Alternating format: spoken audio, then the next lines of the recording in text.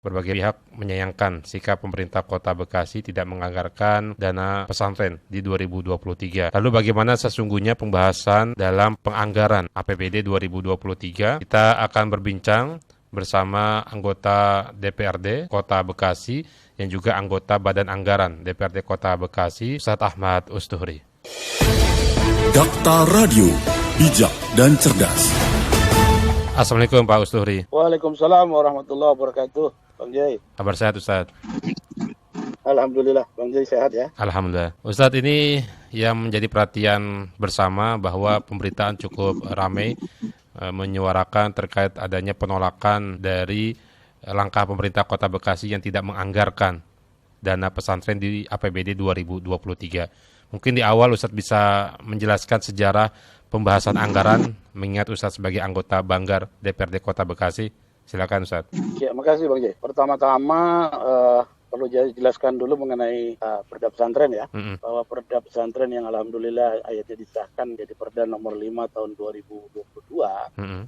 Itu adalah Perda turunan daripada Undang-Undang Pesantren, dan juga semangat di Jawa Barat sebagai provinsi pertama yang punya Perda Pesantren, di mana mereka sudah memperdakan bahkan Perda nomor 1 ya tahun 2021. Ini adalah perda yang merupakan inisiatif dari DPRD. Saya beserta teman-teman lainnya memandang perlu mendesak bahwa perda ini harus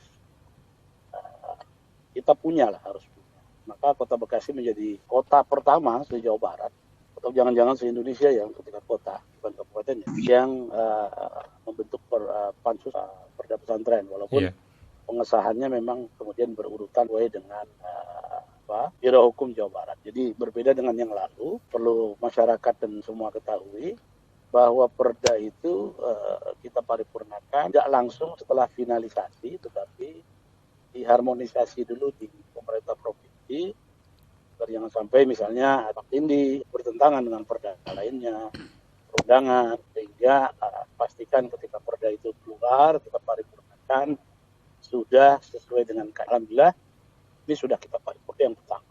Yang kedua, selesainya perda ini sebetulnya masih ada PR nih yang perlu kita tahu bersama. Bahwa di perda itu mengamanatkan misalnya harus ada aturan turunan. Karena perda pesantren ini mencakup 5 Bang Jai.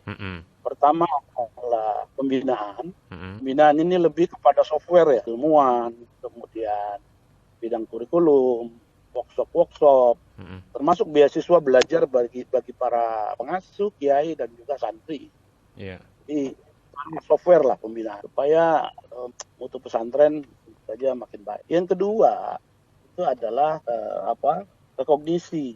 Rekognisi ini adalah sungguhnya hutang negara kepada pesantren. Maka di situ kan ada penghargaan, penilaian untuk komunitas kiai dan pesantren. Kemudian yang ketiga adalah pemberdayaan. Pemberdayaan ini lebih kepada ekonomi. Baik mulai manajemen, permodalan, akses pemasaran, mitra bisnis dan seterusnya, itu ada di situ. Kemudian ada lagi fasilitasi. Fasilitasi ini lebih kepada sarana prasarana. Jadi aspeknya banyak nih Bang Jai. Nah, makanya kenapa ada perda pesantren ini kita perlu dudukkan. Karena selama ini pesantren bukannya nggak dibantu, pesantren dibantu oleh negara. Tetapi dengan aturan yang sangat kaku, karena hanya pintu masuknya melalui hibah, yaitu hibah lewat dalam hal ini kalau di Pemkot misalnya bagian kesos, peran sosial, atau kadang-kadang kalau pesantren ini ada sekolahnya lewat dinas pendidikan misalnya, atau ada madrasahnya. Nah, ini banyak keterbatasan. Pertama, nilainya mungkin tidak memadai. Yang kedua, yang proaktif harus yang ngajukan dong kalau hibah. Yang ketiga, waktunya nggak boleh yang tahun dapat, mesti gantian. Tahun ini dapat, tahun depannya harus off dulu, tahun depannya lagi. Dan ini kadang administrasinya jelimet ya.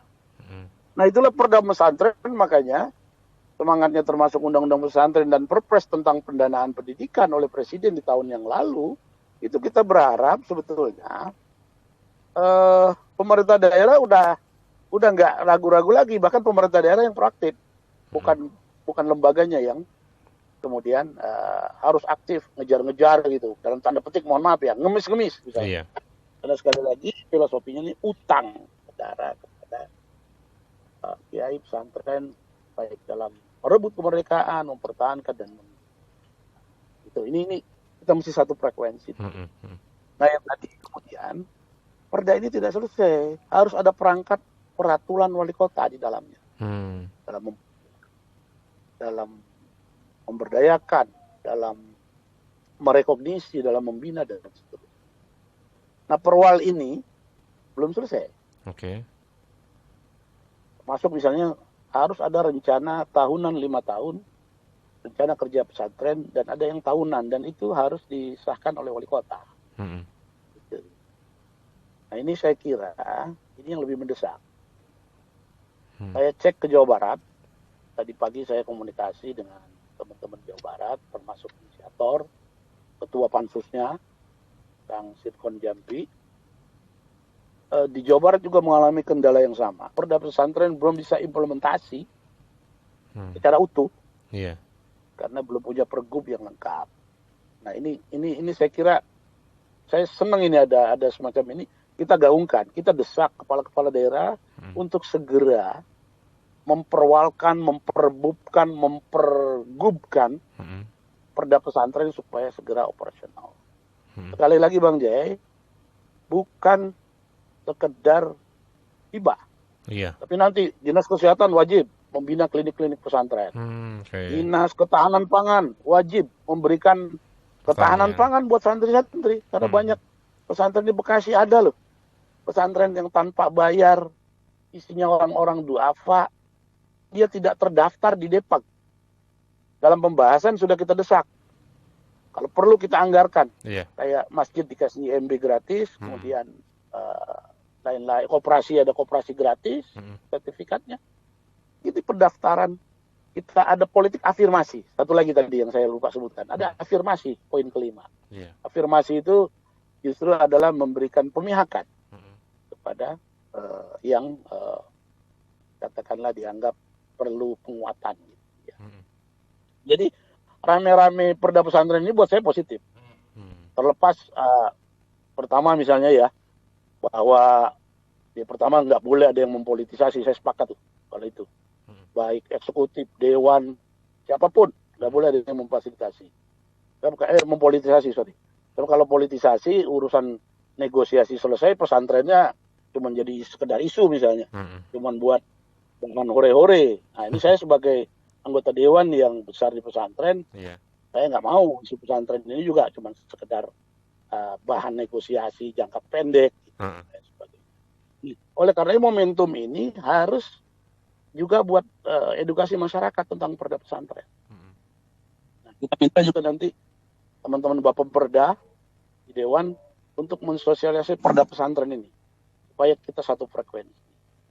Nah, kalau pertanyaan kembali kepada APBD 2023, karena perda pesantren belum operasional, maka kemudian pemberdayaan pesantren ini masih dalam mode hibah. Hibah. Mode lama. Mode hibah. Nah, mode hibah ini sekali lagi yang tadi saya sampaikan, bahwa mode hibah ini banyak kelemahan dan tergantung kepada pesantrennya gitu lah. Lagi-lagi pesantren ya ini disuruh bikin proposal gitu lah dan sebagainya. Ini sekali lagi tidak mengafirmasi, tidak memberdayakan, tidak memfasilitasi. Nah, oleh karena di 2023 ini nominatif hibah kan dalam pembahasan belum muncul, biasanya nanti di era APBD. Kalau ditanya apakah ada lembaga-lembaga, jangan-jangan ada. Jangan-jangan ada pesantren yang dapat. Tapi sekali lagi ini bukan dalam payung perda pesantren, bukan. Bukan ya, karena hibah saja. Tapi payungnya adalah masih hibah, masih yang lama. Baik. Karena perda pesantren belum operasional. Jadi hanya di Kota Bekasi, satu Indonesia nih perda pesantren rata-rata belum operasional. Baik. Nah, maka saya sebagai anggota DPRD, sebagai aktivis pesantren, katakanlah, mendesak pemerintah daerah untuk segera menuntaskan perwal-perwalnya. Ini yang lebih substansial. Sehingga 2023 ini kan belum selesai nih. Masih ada perubahan, masih ada celah-celah yang bisa kita kita mainkan untuk memberdayakan pesantren. Anggaran-anggaran di dinas itu saya kira masih bisa kita gunakan untuk pemberdayaan pesantren selama payung hukumnya ini kita tuntaskan gitu. Jadi lagi ini PR besar. Memang ini kerja besar. Dari mulai menelurkan undang-undang pesantren itu kan puluhan tahun kita wacanakan. Kemudian baru tahun kemarin ada pembiayaan pesantren, perpresnya. Kemudian perda di berbagai macam daerah sangat masif di daerah-daerah. Cuma ini karena barang baru banyak yang gagap. Lupa bahwa paling penting setelah perda adalah pergub, perwal, perbub. Konteks kita perwal. Makanya kita mendesak Pak PLT supaya segera diperwalkan itu. Aneka macam itu. Kalau kita buka perda itu tidak kurang dari 5 sampai 6 perwal yang harus ditelurkan oleh Pak PLT. Baik. Ustaz Usuri. Baik, kalau melihat dari penertiban Perda 5 tahun 2022 tentang fasilitasi pondok pesantren, ini kan informasi yang kami terima 16 Maret 2022. Betul. Artinya dengan tenggat waktu Maret sekarang Agustus, perwal itu sebenarnya sudah bisa dikeluarkan dong. Artinya untuk pembahasan APBD di 2003 sudah ketahuan nilainya, Ustaz. Perwal itu kan perlu proses juga. Oke. Dalam arti ini sama dengan perda kedudukannya, maka dia perlu ada proses masuk ke lembar negara dan segala macam ya. Proses legislasi, macam legislasi. Nah ini yang tentu saja kita akan tanya, kita tagih pada eksekutif sampai sejauh mana. Dan sekali lagi ini harus melibatkan pesantren penyusunan perwalnya gitu loh. Nggak serta-merta kemudian sepihak. Dan maka ini sekali lagi menyadarkan kita rame-rame soal pondok pesantren ini. Ya jangan cuma sekedar bubble ya, buih-buih itu meletus kita lupa. Substansinya masih tetap di situ gitu. Nah substansinya perwal. Kira adik-adik santri, adik-adik mahasiswa yang kemarin berdemo atau teman-teman yang konsen, ini yuk kita kawal perwalnya, gitu loh, supaya cara berpikir kita ini tertib. Nah, ini kan kita lihat ada asap, gelisah lah teman-teman pesantren belum dianggarkan gitu ya. Tapi sebetulnya apinya ini yang perlu kita lihat. Dari situ kita berpikir secara runut, sistematis, karena ada tata aturan perundangan. Dan sekali lagi, ini perwalnya mendesak. Kita minta Pak PLT afirmasi, kecepatan. Gitu. Ayo. Ya kalau katakanlah di Murni 2023 hanya baru sekedar mensiasati karena persoalan waktu, di perubahan 2023 harus full speed kita. Fasilitasi pesantren. 5 poin tadi Bang Jai. Tadi ya. Semua mesti holistik. Ada pembinaan, afirmasi, kognisi, pemberdayaan, terakhir fasilitas. Baik. Itu. Status Usuri. Sehingga semua dinas. Baik. Makanya waktu pembahasan, tadinya mau diarahkan hanya ke sosial dan pendidikan. Nah, kita nggak mau DPRD. Semua dinas harus hadir. Baik. Harus terlibat. Karena pesantren ini sekali lagi tanpa bantuan pemerintah pun udah mandiri. Jangan kiai dalam tanda petik ya, jangan kiai dihinakan suruh ngemis-ngemis proposal. Nah kalau ada yang ngemis proposal, khawatirnya nanti ada mafia proposal lagi. Siap mengurus, siap memfasilitasi dengan catatan ABC. Ini kan kasihan lagi pesantren. Udah sulit kita kehidupannya mandiri. Nagih janji ke negara, ada pihak ketiga yang memanfaatkan untuk hal-hal yang lain gitu. Ini yang kita tidak ingin. Ustadz, berarti tidak dibahas dana fasilitasi pesantren dalam pembahasan KUA PPAS Senin kemarin, itu hal yang maksudnya hal yang biasa begitu Ustadz, karena lampiran perwalnya juga belum ada gitu. Bukan hal yang biasa, maksudnya gini. Pemberdayaan pesantren kemudian masih pakai mode yang lama. Dan hibah tadi. Bukan mode undang-undang pesantren, bukan perpres Perpres pembiayaan, bukan Perda Pesantren nomor 5 2000. Masih pakai mode hibah. Oke. Kalau pakai mode hibah, sekali lagi yang proaktif penerima. Iya, iya. Gitu. Baik. Makanya kalau saya ditanya apakah ada, Mm-mm. nominatif hibahnya belum kita terima. Kemungkinan Oke. nominatif hibah baru kita terima nanti pas pembahasan RAPBD. Mhm. Ini kan rentang waktunya bisa sampai November nih. Iya.